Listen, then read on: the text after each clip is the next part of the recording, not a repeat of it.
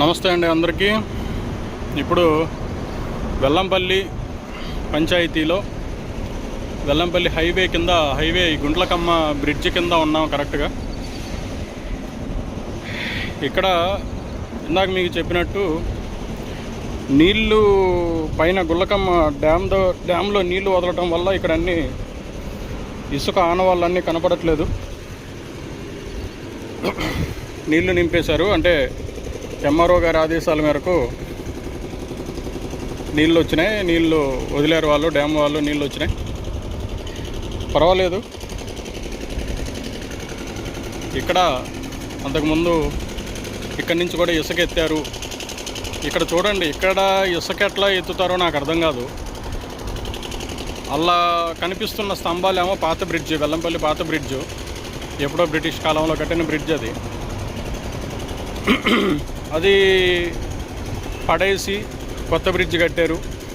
ఇక్కడ వీటి కింద ఇసుకెత్తడం అనేది చాలా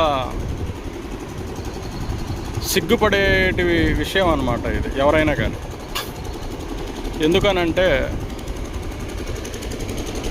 ఇది కొన్ని రాష్ట్రాలను కలిపే రహదారి.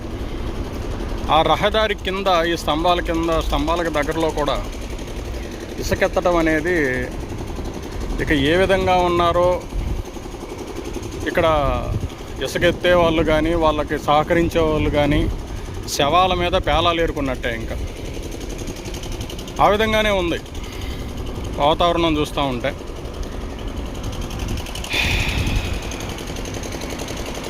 ఎవరన్నా ఒక మనిషి చనిపోయి తీసుకెళ్ళేటప్పుడు బంతిపూలు, రూపాయి బిళ్ళలు చల్లుతూ ఉంటారు.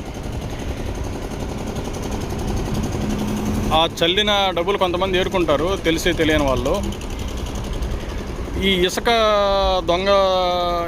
మామూలుగా ఈ ఇసుక అక్రమదారులు చేసే పని కూడా అట్లాగే ఉంది నాకైతే చూడబోతే. హైవే బ్రిడ్జ్ కింద స్తంభాల దగ్గర కూడా ఇసుకెత్తుతున్నారు అని అంటే అదే శవాల మీద పేలాలు ఏరుకునే విధానంలోనే ఉంది ఈ విధంగా చేయటం అనేది.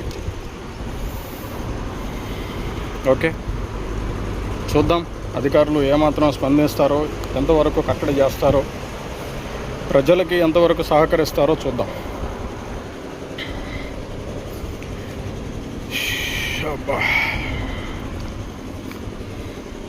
అది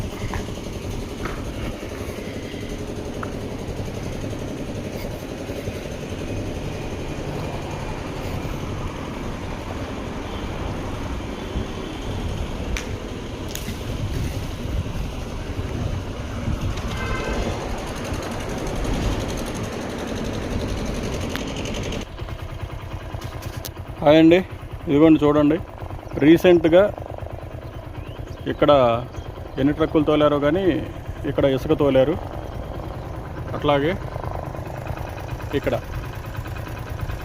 ఇసుక తోలారు, ఇసుక ఎత్తారు ఇక్కడి నుంచి.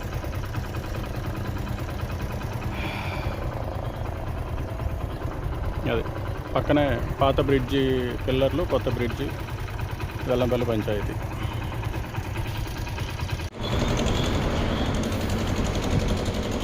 ఈ విధంగా ఉంది పరిస్థితి. వెల్లంపల్లి హైవే బ్రిడ్జ్ కింద చాలా లోతు గుంటలతోటి, అంటే ఆ గుంటలన్నీ నీళ్ళతో నిండిపోయినాయి. నీళ్ళు వదిలేరు కాబట్టి నీళ్ళతో నిండిపోయినాయి. మళ్ళీ వస్తారు. నీళ్ళన్నీ ఇంకిపోయిన తర్వాత మళ్ళీ వచ్చి వీడియో కవరేజ్ చేస్తాను. మళ్ళీ వదిలే ప్రసక్తే లేదు. థ్యాంక్ యూ అండి. ప్రజల కోసం, ప్రజల క్షేమం కోసం ఎంత దూరమైనా వెళ్తాం, ఎన్ని పోరాటాలైనా చేస్తాం.